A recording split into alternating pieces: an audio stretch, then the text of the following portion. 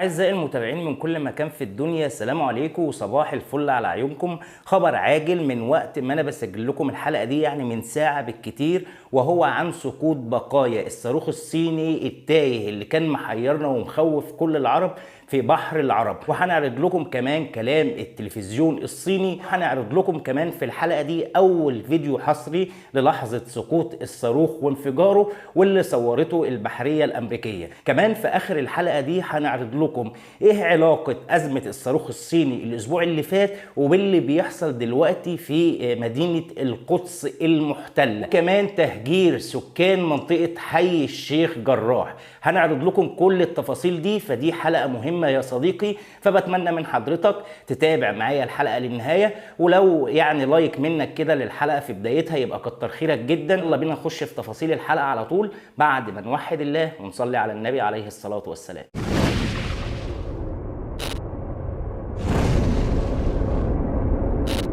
اهلا بيك يا صديقي المحترم مرة تانية. هخش دلوقتي على طول اعرض لكم فيديو اللي صورته البحرية الامريكية، فيديو حصري لحظة سقوط الصاروخ الصيني في منطقة برج العرب.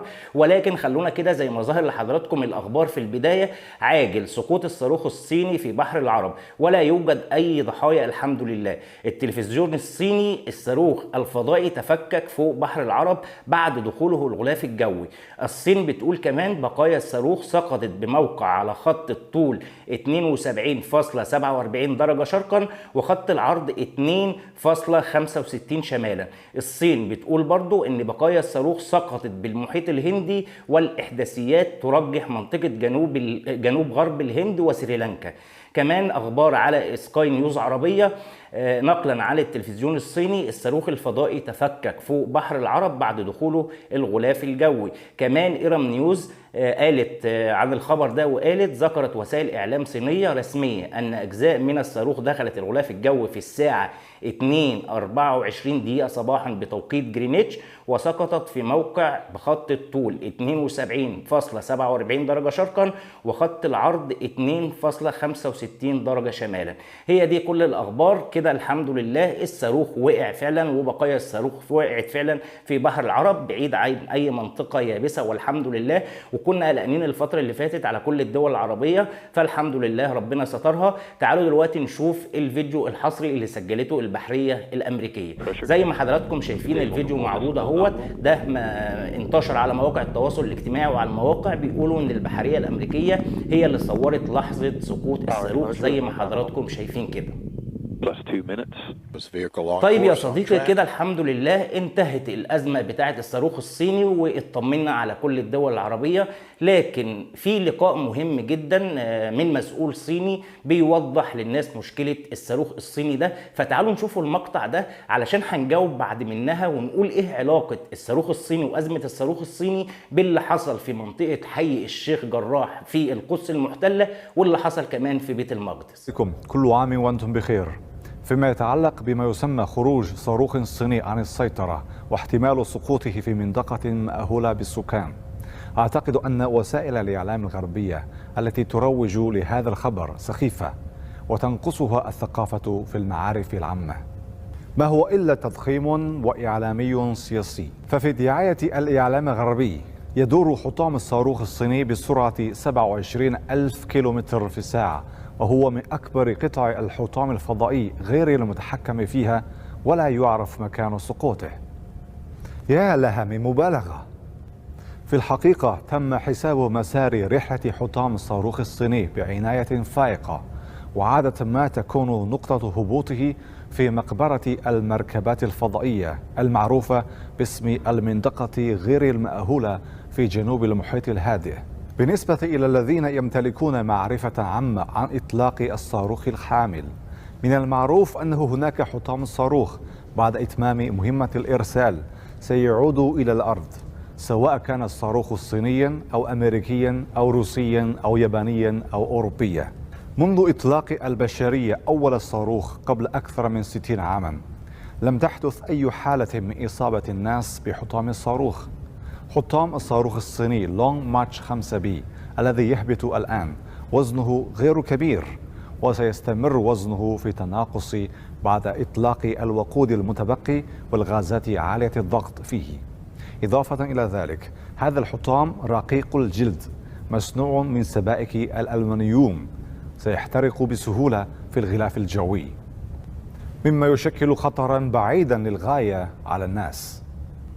أود أن أقول لكم إن التضخيم الإعلامي الغربي لحطام الصاروخ الصيني قد حول أنظار الناس بعيدا عن القيمة الحقيقية لإطلاق الصاروخ الصيني لونغ مارش 5B. يبلغ طوله 53.7 متر وتبلغ كتلة الإقلاع نحو 838. طيب يا صديقي، زي ما شفنا كده الواضح ان هي حرب سياسية بين امريكا وبين الصين. زي ما شفنا من كام يوم حد في الدفاع الامريكي طلع وقال ما نقدرش نفجر الصاروخ ده خارج الغلاف الجوي للارض، يعني امريكا بكل ما تملكه من تقدم تكنولوجي ما تقدرش ان هي تعمل كده. وزي ما شفنا الصين دلوقتي برضو بتقول ان امريكا هي قصده يعني تخوف الناس وتهول الموضوع علشان تخوف العرب. بصوا، في عز أزمة الصاروخ الصيني الناس كلها مشغولة بالصاروخ الصيني، واللي بيحصل في القدس وبيت المقدس حاجة لا يتخيلها عقل. من كام يوم الشرطة أو امبارح تقريبا أول امبارح الشرطة الإسرائيلية المحتلة دخلت على الناس بيت المقدس وهم بيصلوا في بيت المقدس، وانتهكت وقدمت انتهاكات كتير جدا أمام مرأى ومسمع العالم كله، والناس كلها مشغولة بالصاروخ الصيني.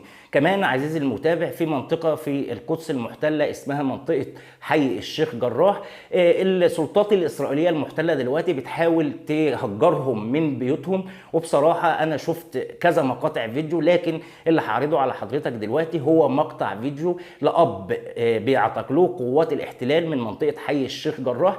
شوفوا الطفلة الصغيرة بنته والأب داخلين يعتقلوه، بتسأله وبتقول له يا بابا اللعبة بتاعتي فين؟ تابعوا معايا المقطع ده أعزائي المتابعين ونرجع لبعض تاني. باي بابا. بابا تقول لك بابا ولعبت لونها أبيض كان لونها أبيض أنا آسف لو بعرض لحضراتكم الفيديو ده، ولكنه فيديو مؤثر جدا. أنا عن نفسي بكيت وأنا بشوف الفيديو ده. فزي ما حضراتكم شايفين كده في ربط بين الصاروخ الصيني، أزمة الصاروخ الصيني وتخويف الدول العربية واللي بيحصل دلوقتي. يعني إسرائيل في عز ما الناس مشغولة بالصاروخ الصيني بتعمل كده في القدس وبتعمل كده في حي الشيخ جراح على مرأى ومسمع من العالم كله. خلوكم بس ركزوا في الربط بين ده وبين ده علشان تعرفوا يا اعزائي المتابعين احنا كعرب وكمسلمين حرب كبيرة علينا جدا. ممكن فعلا يخترعوا ويعملوا مثلا يختلقوا ازمات علشان خاطر احنا نبعد، او عشان خاطر ما نفكرش في القدس ونبعد عن اللي بيحصل وما نشوفش اللي بيحصل وما نطلعش نتكلم ونندد ونبين غضبنا ونبين زعلنا على اللي بيحصل في اخواتنا الفلسطينيين. تحياتي لكل فلسطيني حر، اثبتوا واربطوا، قلوبنا كلها معاكم. انا كمصري قلبي مع كل الشعب الفلسطيني، وانتوا اصحاب الارض، انتوا اصحاب الارض الاصليين. مهما العالم كله ومهما سياسات الدول كلها قالت ان في تطبيع مع الكيان الصهيوني، فلا، مفيش حاجه اسمها كيان صهيوني. هي دي عقيدتي وهو ده انتمائي. اربطوا وربنا ان شاء الله باذن الله هيقف جنبكم. واقل حاجه نعملها ان احنا ندعو ليكم بالثبات. ربنا يثبتكم يا اهل بيت المقدس، ربنا يثبتكم يا اهل فلسطين، والحق آت ان شاء الله رغم يعني السياسات اللي احنا شايفينها المنتكسه مع التطبيع للكيان الصهيوني.